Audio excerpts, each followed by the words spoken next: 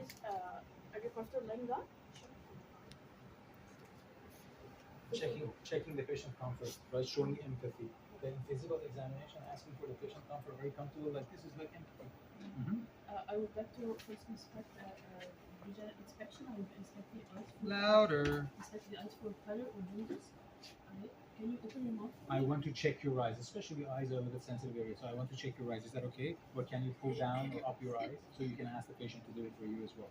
If you can open your mouth for me and get your tongue outside, I'll check your color and observe for the mucus membrane. Louder and more clear. I'd like to see your hands. Are you please do like this? I will check for any tremors. I will check for palmar erythema as well. Okay. Palmar erythema. And Asterixis was absent. Yeah. Okay. Thank you. Okay. I will check for the lower limbs. Also, when you're asking the patient to lie down, you can decrease the guarding of the belly by flexing the knees a little. Also, you can put a pillow. If there is extra pillow, you can put it under the patient's knees to flex the knees, so it will decrease the guarding of the abdominal guarding as well, right? So if the patient knees are a little flexed, right, flexed, right, it will decrease the guarding of the abdomen that naturally we do have.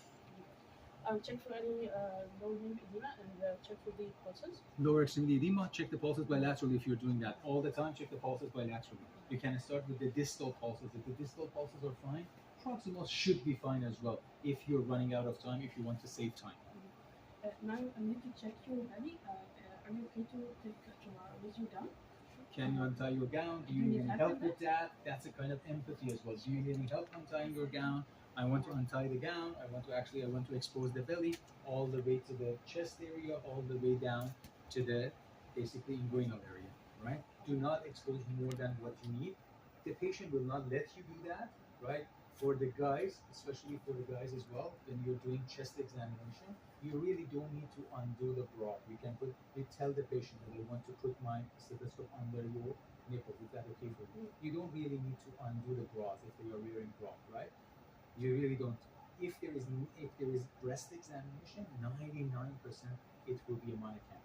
99% it will be a monocam. It's not comfortable for the patient if the breast is being examined from morning to night on one day. I really doubt it. Do we ask for chaperones, like if they want a chaperone? Louder. Do we ask for chaperones? Like in the real exam, there is no chaperone in the real exam. But when you're doing any sensitive exam in any clinic that you think it's a good way of thinking to ask for a chaperone in case that, especially for anal examination, for vaginal examination, for breast examination, for these sensitive areas when you want to examine, it's always reasonable to actually call for a chaperone. But in the actual exam, you don't have any chaperone. Do we mention it? You don't have any chaperone in the exam, and you're not doing any actual sensitive examination. So what about like if it was a kid or something? 95% you will not have a kid. And what do you mean by kids? Or not like like you said like 11-year-olds and everything, like it's teenagers. Okay. Like would you still just say that I maybe would ask for a chaperone? That's fine. It's not end of the world if you are asking for a chaperone, but I am telling you that even in reality, it's mainly for sensitive examination. I will be looking at your belly. I will see if there's any like scars or dilated veins. I look at the abdomen as well as moving freely with respiration. I'll check for here and from the end of the bed. And I see the abdomen is moving freely with respiration. Now I will be feeling your belly. Do you have any area of pain?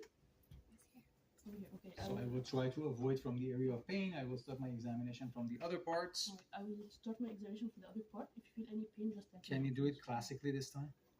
And check the vowel sounds first. Oh, yeah. Right, for the abdomen, end of 8 minutes? No. Oh, okay. Yeah, at the beginning, I will listen to your belly sounds, okay? I want to listen to your belly. Is that okay? So I'm telling the patient what I am doing. Every single thing that you're doing, tell the patient what you're doing. So, right?